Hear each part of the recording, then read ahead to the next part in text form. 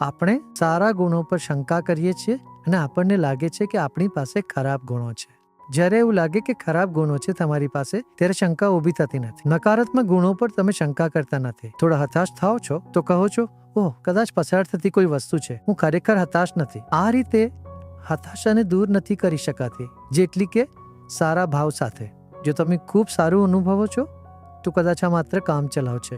તે માત્ર એક ફીલ ગુડ ફેક્ટર છે. તે લાંબો સમય ટકશે નહીં. જે લાંબો સમય ટકશે તે છે હતાશા. આ વિચાર તમારા મગજમાં ઘર કરી જાય છે. આપણે સારા ગુણો પર શંકા કરીએ છીએ અને માનીએ છીએ આપણી પાસે ખરાબ ગુણ જ છે. આધ્યાત્મિક યાત્રામાં, ઉત્ક્રાંતિના માર્ગમાં સ્વનિંદા સૌથી ખરાબ બાબત છે.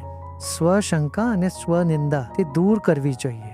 આધ્યાત્મિક જ્ઞાનના સાધક અથવા કોઈ પણ મહત્વાકાંક્ષી માટે પ્રથમ વસ્તુ સ્વશંકાને દૂર કરવાની છે. તે કેવી રીતે થઈ શકે? તમે પોતે જ શંકા કરી રહ્યા હો તો પોતાની શંકાને દૂર કેવી રીતે કરી શકો? ના, તમને કોઈ કહે તેની જરૂર છે.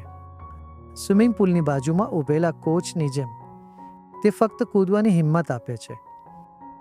પાણીમાં ઉતર્યા વગર સ્વિમિંગ શીખી શકાતું નથી. જો તમે કહો સ્વિમિંગ શીખવું પછી પાણીમાં ઉતરીશ તો એ બુદ્ધિશાળી વસ્તુ નથી. તમે ક્યારેય શીખી નહીં શકો.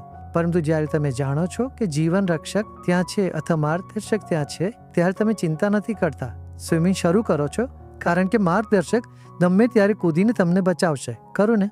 જ્યારે તમે શીખવાની પ્રક્રિયામાં હો છો ત્યારે તમે જાણો છો કે માર્ગદર્શક ત્યાં છે, તમને ટ્રેક પર લાવવા માટે અમ્પાયર ત્યાં છે. પોતાની શંકામાંથી જાતે છુટકારો મેળવી શકાતો નથી. તમને કોઈની જરૂર છે જે તમને કહે તમે સાચા છો. તમારા સારા ગુણો પર શંકા કરવાની જરૂર નથી.